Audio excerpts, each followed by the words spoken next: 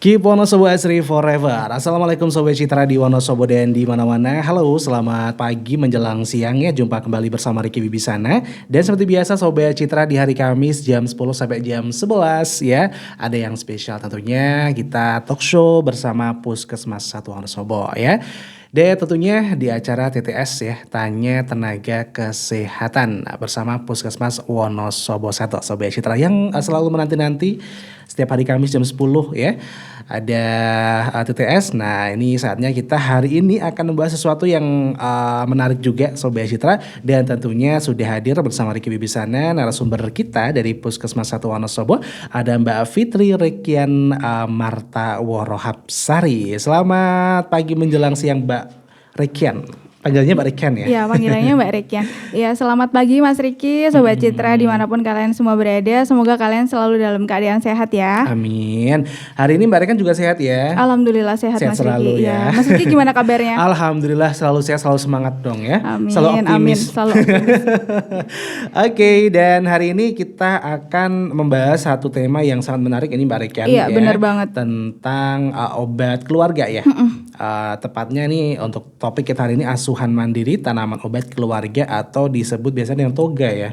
Iya, bisa dijelaskan Mbak Rekian ini untuk tema kita hari ini? Monggo. Jadi prolog dulu ya Mas Ricky. Iya. Jadi di Indonesia ini kan merupakan negara kedua setelah Brazil yang memiliki tanaman obat tradisional ini terbanyak di dunia. Jadi dari sekitar 40.000 jenis tanaman jenis tumbuh-tumbuhan obat yang telah dikenal di dunia, itu 30.000-nya tuh disinyalir ada di Indonesia. Di Indonesia, wah. Jumlah tersebut ini mewakili 90% dari tanaman obat yang terdapat di wilayah Asia. Kayak gitu. Nah, di Indonesia sendiri meskipun diduga sekitar 90% dari total jenis tumbuhan yang ada di Indonesia, ternyata hanya terdapat sekitar 9.000-an spesies tanaman yang diduga memiliki khasiat obat. Dari jumlah tersebut baru sekitar 5% yang sudah dimanfaatkan sebagai bahan baku tradisional. Iya, ternyata masih banyak sekali di luar sana gitu ya Mbak Rekian. Ini yang belum terjamah gitu untuk obat gitu ya. Iya, Nah, ini biasanya untuk obat-obatan apa sih Mbak Rekian, untuk tradisional kah atau percampuran untuk obat kimia atau bagaimana? Lebih ke tradisional sih Mas. Jadi pemanfaatan kesehatan tradisional ini sebenarnya sudah banyak digunakan sejak zaman dulu kala. Itu dengan menggunakan ramuan obat tradisional maupun keterampilan seperti pijat dan juga refleksi. Nah, kayak gitu.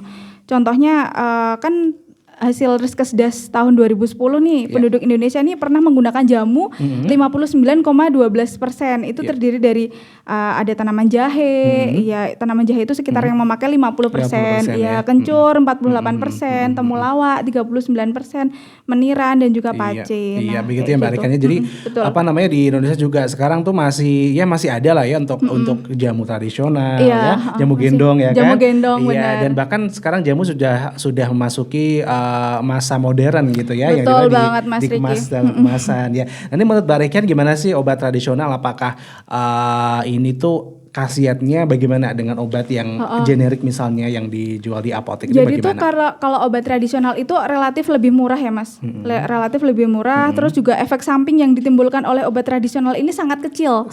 Dibandingkan dengan obat-obatan sintetik kayak gitu. Dan kandungan unsur kimia yang terkandung di dalam obat tradisional ini sebenarnya menjadi dasar dalam pengobatan modern.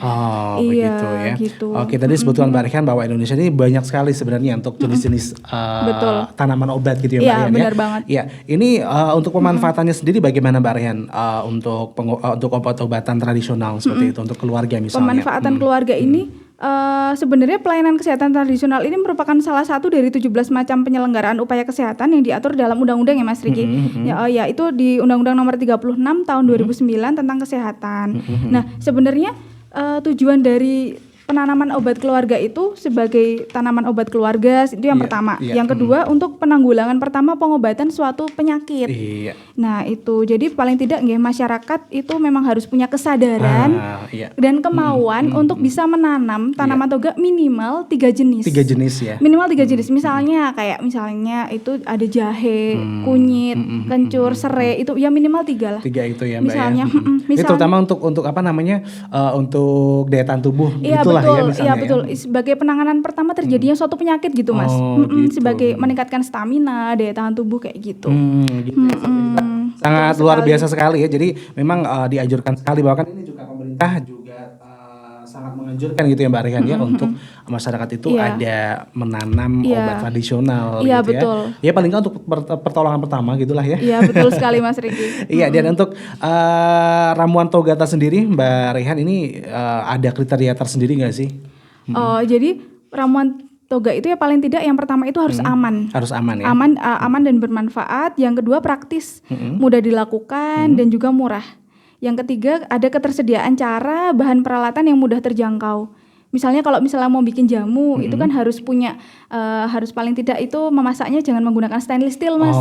Nggak boleh, gitu ya? nggak boleh. Nggak boleh ya? Iya, kemarin saya pelatihan di Semarang itu tidak diperkenankan menggunakan stainless steel, harus menggunakan kuali. Oh, yang dari tanah itu ya? Iya betul, Tanah liat yang dari ya? tanah liat. Iya.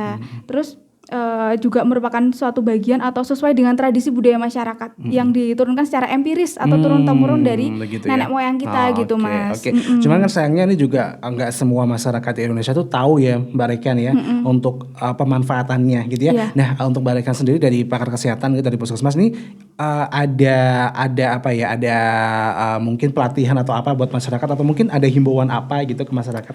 Oh sebenarnya kalau untuk pelatihan dan himbauan ini saya baru membentuk asuhan mandiri itu baru di 2 desa Mas. Baru Kalau 2 desa, di Kecamatan Wonosobo sendiri baru ada di Bomerto dan juga Jarak Sari. Itu kemarin saya membentuk asuhan mandiri toga. Di situ saya melatih beberapa kader di situ di mana saya memberikan penyuluhan dan juga pelatihan untuk pembuatan jamu. Untuk pembuatan jamunya juga masih dalam rencana. Kemarin baru penyuluhan, kemudian untuk toganya sendiri juga cara menanamnya seperti apa dan lain sebagainya. Oh gitu ya Mbak Rekan. Jadi ya sudah ada sudah ada sesuatu yang dilakukan ya untuk untuk pengobatan seperti ini gitu ya. Iya. Untuk peraturan pemerintah tersendiri Mbak Rehan ini ada nggak sih untuk mungkin pemanfaatan obat tradisional atau apa gitu? Kalau untuk peraturan pemerintahnya sendiri sudah ada. Itu sudah diatur di peraturan pemerintah nomor 103 tahun 2014 Mas. Oh iya. Iya itu sudah. Iya jadi pemerintah aja sudah ada undang-undangnya gitu ya Mbak sudah Rehan, ada. ya? Jadi himbauannya juga sudah ada. Tinggal bagaimana masyarakat ya minimal 3 mempunyai kesadaran dan kemauan untuk menanam 3 jenis minimal. Iya. Oke, ini ngomong soal obat tradisional Mbak Rekan. Ini kadang masyarakat kan juga mungkin juga belum tahu atau mungkin juga salah persepsi atau gimana gitu ya. Nah, ini kan ada tuh obat tradisional yang dijual bebas di pasaran gitu ya. Dan itu ternyata berbahaya. Itu bagaimana Mbak Rekan? Apakah itu ada campurannya bahan kimia atau bagaimana? Lebih baik itu membuat sendiri ramuannya seperti itu. Kayak kalau misalkan membuat sendiri kan kita jadi tahu kandungannya seperti apa, kadarnya seperti apa, tetapi memang harus dilatih terlebih dahulu cara membuatnya seperti apa. Oh, gitu ya Sobat Citra. Jadi kita juga harus hati-hati ya Mbak. Hati-hati, lebih ke hati-hati. Dilihat juga ED-nya, expired date-nya. Kalau misalnya sudah lewat, kemudian kita minum kan bisa berbahaya untuk diri kita sendiri, bisa diare dan sebagainya macam. Iya, jadi juga sebenarnya obat tradisional tuh udah ada sejak zaman dulu ya. Di Indonesia juga kadang orang tua kalau misalnya kita sakit diberikan obat tradisional apa gitu bisa sembuh gitu ternyata ya Mbak. Dari tanaman obat keluarga gitu. Jadi nggak harus menggunakan bahan-bahan yang terbuat dari kimia. Ini juga soalnya efek sampingnya juga ada gitu ya. Efek sampingnya juga ada gitu. Misalnya pewarna segala macam. Kalau kunyit kan pewarnanya sudah alami dari kuningnya, dari kunyitnya. Iya. Nanti ngomong soal pengobatan tradisional Mbak Rehan, ini ada berapa macam sih sebenarnya? Kalau pengobatan tradisional itu ada 3 macam Mas Riki. Jadi yang pertama itu ada empiris, komplementer dan juga integrasi. Kalau yang empiris itu penerapan kesehatan tradisional yang manfaat dan keamanannya terbukti secara empiris. Jadi terbukti secara turun-temurun dari nenek. Gitu ya misalnya dari jahe itu bisa menurunkan mual muntah gitu. Mual muntah, ya seperti itu. Kalau komplementer itu sebenarnya penerapan kesehatan tradisional yang memanfaatkan ilmu biomedis dan biokultural dalam penjelasannya serta manfaat dan keamanannya terbukti secara ilmiah. Kalau integrasi digabungkan keduanya, empiris dan komplementer, iya kayak gitu. Iya, ada ternyata ada macam-macamnya gitu ya Mbak Rekan ya. Betul sekali Mas. Oke, sangat menarik sekali Sobat Citra pembahasan kita hari ini, dan tentunya ini akan sangat bermanfaat ya, menambah wawasan dan pengetahuan kita ya. Oke, jangan kemana-mana, nanti kita akan kembali lagi Mbak Rehan, kita jeda iklan dulu, jadi jangan kemana-mana, tetap stay tune di 98.8 Citra FM Wonosobo banget.